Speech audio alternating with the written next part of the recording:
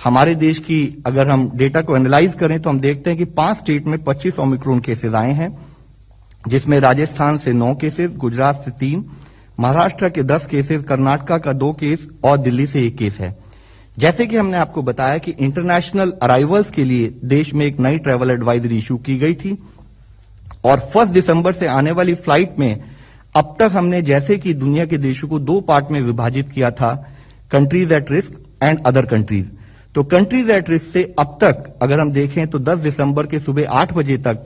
298 flights I थी, जिसमें कि 58,459 पैसेंजर्स आए और जिनमें से 83 केसेस आरटीपीसीआर पॉजिटिव पाए गए, जिनको की होल जीनोमिक सीक्वेंसिंग के लिए भेजा जा चुका है। इसी के साथ ही जो दूसरे देशों से इंटरनेशनल फ्लाइट्स आई थी वह 2348 थी, जिसमें 3,68,516 पैसेंजर्स को हमने उसमें जो आए थे उसमें से 2% लोग जिनको कि हमने रैंडम सैंपलिंग के द्वारा टेस्ट किया, उसमें हमें 13 पॉजिटिव आरटीपीसीआर केसेस पाए गए, जिनका भी होल जीनोम सीक्वेंसिंग के द्वारा मॉनिटर किया जा रहा है। देश में ओमिक्रॉन की परिस्थिति को देखें तो टोटल 25 केसेस हैं और जो टोटल वेरिएंट देश में डिटेक्ट हुए हैं यह संख्या उससे 0.04% से भी कम है। मुख्यतः विषय जो हम आप लोगों के सामने रखना चाहेंगे,